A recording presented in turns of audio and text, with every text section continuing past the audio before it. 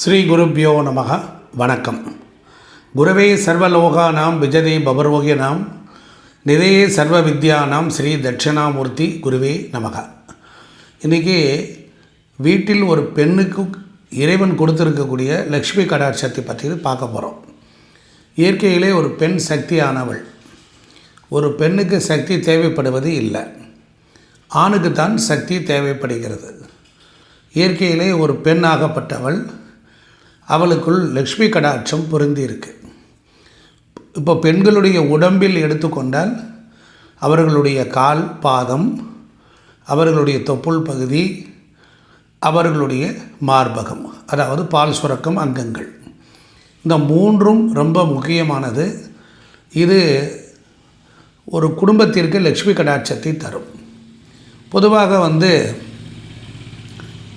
ஒரு மனிதனுக்கு விஞ்ஞானபூர்வமாக, ஒரு பெண்ணுக்கு விஞ்ஞானபூர்வமாக இந்த மூன்றையும் பாதுகாத்தால் லக்ஷ்மி கடாட்சம் உண்டு. ஒரு பெண்ணுக்கு கால், பாதம் இருக்கிறது என்றால் பாதத்தில் சனியினுடைய கர்ம பதிவு இருக்குது. பெண்கள் காலில் ஏன் கொலுசு போட வேண்டும்? அதுவும் வெள்ளியால் தான் கொலுசு போட முடியும். வெள்ளி கொலுசு தான் போடணும். அதில் உள்ள சலங்கைகள் வைத்து கொள்ள வேண்டும். ஒரு பெண் நடந்து போகும் பொழுது காலால் பல அசுத்தங்களை மிதிக்க வேண்டியது வருது. அப்போ முதலில் கால் தான் பழுதாகிறது.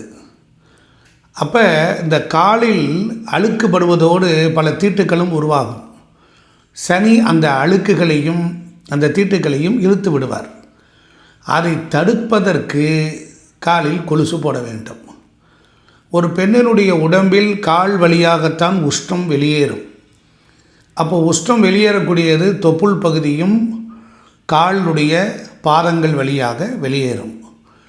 இயற்கையிலே ஒரு பெண்ணினுடைய பாதம் குளிர்ச்சி பொருந்தியதாக இருக்க வேண்டும்.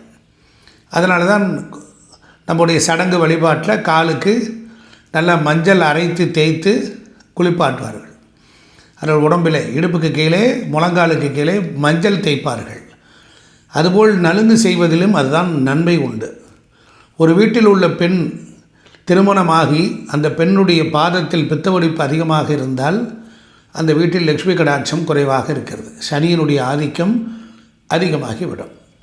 அதுபோல் இந்த கால் கொலுசிற்கும் நம்முடைய பெண்களுடைய கர்ப்பப்பைக்கும் ஒரு தொடர்பு உண்டு. கெண்டை கால் இருக்கும், அந்த எலும்பு இருக்கும், அதுக்கும் கர்ப்பப்பைக்கு ஒரு தொடர்பு உண்டு. கால் விரல்களில் மெட்டி போடுவதும், அந்த விரல்களில் வெள்ளி மெட்டி போடுவதும் அதற்கும் கர்ப்பப்பை வாய்க்கும் தொடர்பு உண்டு. இதெல்லாம் நம்மளுடைய ஏன்சைன்ட் இண்டியன்ஸ், நம்மளுடைய பாரதத்தில் இதெல்லாம் விஞ்ஞானபூர்வமாக கண்டுபிடிச்சி வச்சுருக்காங்க. ஒரு பெண்ணுக்கு தீய சக்திகள் அவள் கால் வழியாக உள்ளே நுழையும். அப்போ வெள்ளி கொலுசு போடும்போது அந்த வெள்ளியானது சுக்கிரன், அந்த சுக்கிரனானது இந்த கால் என்கின்ற சனியோடு சுக்கிரன் சேர்ந்து, சுக்கிரன் என்பவன் சுகாதாரத்தையும் சுத்தத்தையும் தீட்டுக்களையும் போகக்கூடியவன். அதனால் ஒரு வீட்டில் ஒரு பெண் மங்களகரமாக மகாலட்சுமியாக இருக்கணுங்கிறதுடைய கான்செப்ட் இதுதான். அப்போ காலில் போட்டிருக்கிற வெள்ளி கொலுசு அந்த மணி சத்தம் மங்கள ஒளியை எழுப்பிக்கிட்டே இருக்கும். அப்போ தீய சக்திகள் ஆங்காங்கே இருக்கக்கூடியவைகள் எல்லாம் உள்ளுக்குள்ளே நுழைவதற்கு அச்சப்படும். பொதுவாக வீட்டில் மணி அடித்து பூஜை பண்ணுறது, மங்கள ஒளி எழுப்பினால் தீய சக்திகள், துர்சக்திகள் ஓடிவிடும். துர்சக்திகளுக்கு அமங்கலமான ஒளிகள் தான் பிடிக்கும். மங்களகரமான ஒளி எழுப்புகின்ற இடத்திலும், நல்ல மனத்திலும், நல்ல குணத்திலும் சுத்தத்தை கண்டால் அவர்கள் அலறியடித்து ஓடிவிடும். அதனால் ஒரு பெண் இயற்கையாக சுத்தமாக சுகாதாரமாக இருக்க வேண்டும். அப்போ ஒரு பெண் எனப்பட்டவள் சுக்கிரன், அவளுடைய பாதத்தில் சனி பகவான் இருக்கிறார். அதனால் பாதத்திலே அந்த கொலுசை போடணும். அதனால் ஐம்பொன் கொலுசு கூட போடுவது தப்பு. ஒரு பெண்ணுக்கு இடுப்புக்கு கீழே தங்கம் அணியக்கூடாது. நிறைய வசதி உள்ளவர்கள் தங்க கொலுசு போடுகிறார்கள். அதெல்லாம் மிகப்பெரிய தவறு, விஞ்ஞானபூர்வமாக இல்லை. ஹார்ட்டு என்பது, அந்த ஹார்ட்டில் என்னென்னா கொழுப்பு படியும், மஞ்சள் நிற கொழுப்பு படியும். அதை போக்குவதற்காகத்தான் என்ன பண்ணுவார்கள், மார்பகத்திலே தங்கத்தை அணிந்து கொள்வார்கள். திருமாங்கல்யம் அணிவது கூட ஒரு வகையில் அந்த இரண்டு மார்பக நுரையீரலும் ஹார்ட் பகுதிக்கும் நடுவில் உள்ள ஒரு சுரப்பியை சுரக்காய்வதற்கு தங்கத்திலிருந்து வெளிப்படுகின்ற கதிர்வீச்சுக்கள் ஆரோக்கியத்தை தருகின்றன. அதனால் அது மட்டும் இல்லை, சுக்கிரன் என்றால் காற்றை குறிக்கக்கூடியவர் அவர். அது மட்டும் இல்லை, அப்போ உடம்பில் ஒரு பெண்ணுக்கு இயல்பாக சாத்வீகமான உணர்வுகள் வர வேண்டுமானால் தங்கம் அணிய வேண்டும். இடுப்புக்கு கீழே சுக்கிரன் எனப்பட்டவர் இருந்து நோயையும் தடுக்கிறார். ஆக அது மட்டும் இல்லை, பெண்களுடைய உடம்பில் இருக்கக்கூடிய இந்த தொப்புள் பாகத்தில் ஒரு விஞ்ஞானபூர்வமான உண்மை. மகாவிஷ்ணு படுக்கையில் படுத்திருக்கிறார். அவருடைய தொப்புளில் இருந்து ஒரு தாமரை எழுந்து நிற்கிறது. அங்கே பிரம்மன் உதயமானான் என்று சாஸ்திரம் சொல்லுது. ஒரு குழந்தை உற்பத்தியாக வேண்டுமானால் அவள் தொப்புள் பகுதியில் இருந்து குழந்தையினுடைய உணவு குழாய் வழியாக தொடர்பு இருக்குது. நம்முடைய எண்ணங்கள் உற்பத்தியாகி நல்லா கவனிக்கணும். நம்முடைய மனசு உடலையும் லேசாக வச்சுக்கணும்னா தொப்புளை பெண்கள் யாருக்கும் காட்டக்கூடாது. மார்பகத்தை மறைத்து விடுவார்கள். காலை பொறுத்தளவிலே மறைக்க முடியாது. அதனால் வெட்டி அணிதலும் கொலுசு போடுவதோடும் அல்லாமல் இவர்கள் அந்த தொப்புள் பகுதியிலிருந்து தான் ஒரு மனிதனுக்கு, ஆணுக்கும் பெண்ணுக்கும் எண்ணங்கள் வெளியேறும். அந்த பகுதியை பிறர் பார்ப்பதினால் அது ஒரு கவர்ச்சியான அமைப்பாக விளங்கிவிட்ட காரணத்தினால் அதன் மூலமாக மற்றவர்களுடைய தீய எண்ணங்களை அதனுள் கலந்து விடலாம். அப்போது ஒரு பெண் என்னாகும், சராசரியாக எப்படி இருக்கும், அவளுக்கு சிரமங்கள் வந்துவிடும். அது மட்டும் இல்லை, இன்றைக்கி ஃபேஷனாக மாறிவிட்டது.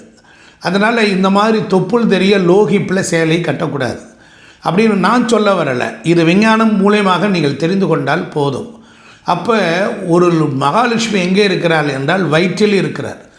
நல்ல சத்புத்திரர்கள் பிறக்க வேண்டும். நல்ல எண்ணங்களை உங்களுக்குள் கிடைப்பதற்கு உலகத்தில் இந்த 3 பகுதிகளையும் சரியாக பயன்படுத்தி கொள்ள வேண்டும்.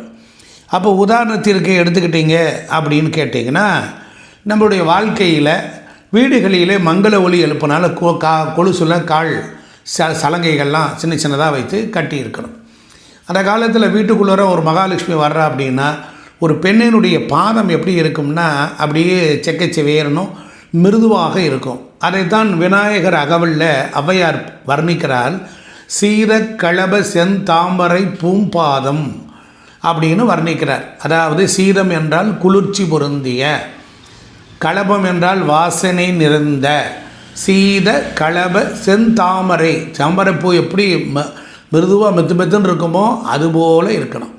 அதுபோல் ஒவ்வொரு நாளும் நம்மளுடைய பாதத்திற்கு படுக்கை போகும்போது தேங்காய் எண்ணெய் எடுத்து நம் காலில் தடவி விட்டு மசாஜ் செய்து விட்டு படுத்தால் அன்றைய கர்மவினை அன்றே போய்விடும். ஒரு பெண் குளிர்ச்சியாக இருந்தால் எல்லா விதமான தட்பவெப்ப சூழலில் ஒரு கணவனார் ஒரு உறக்க பேசினாலோ இல்லை குடும்பத்தில் இருந்தாலோ குழந்தைகளோ ஏதோ ஒரு வகை துன்பம் இருந்தாலும் அவள் சாந்தமாக சௌபாக்கியமாக இருக்க முடியும். இந்த உண்மையை உலகத்திற்கு உரைப்பதற்குத்தான் பெண்களுக்கு அவ்வளோ ரெஸ்பெக்ட் கொடுத்தாங்க.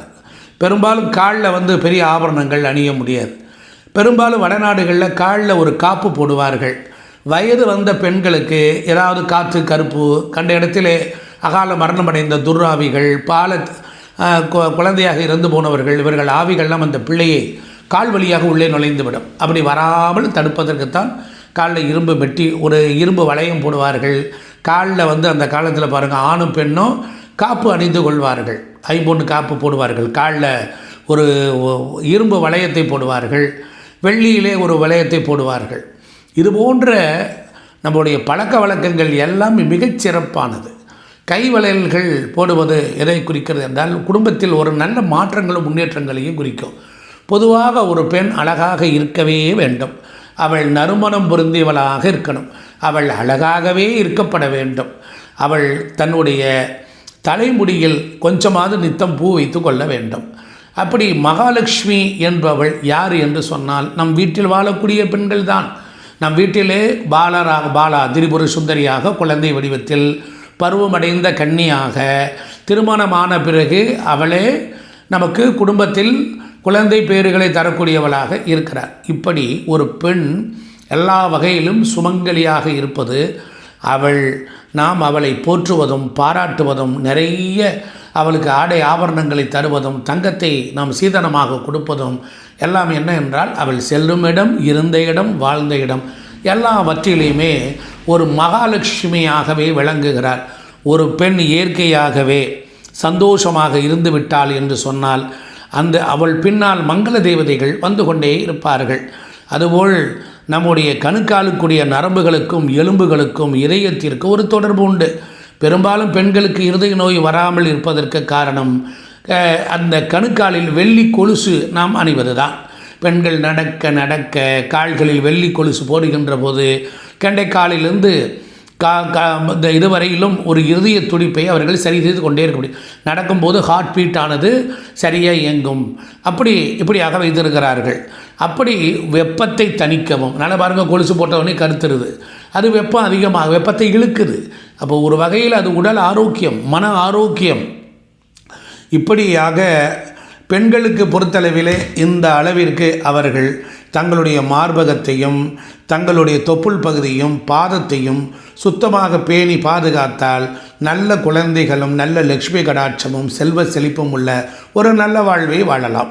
லோகச்சேமத்தின் பொருட்டு பெண்ணினம் தலைத்து ஓங்க வேண்டும். எந்த பெண்ணும் மகிழ்ச்சியாக தன் வாழ்ந்த இடத்திலையும் புகுந்த இடத்திலையும் அவள் இருப்பதற்கு இது ஒரு முக்கியமான அறிகுறி. எப்பொழுதும் நீங்கள் பரிசுத்தமாக நல்ல வாசனையோடு இருந்தால் துர்தேவதையும் துர்செயல்களும் உங்களை அண்டாது.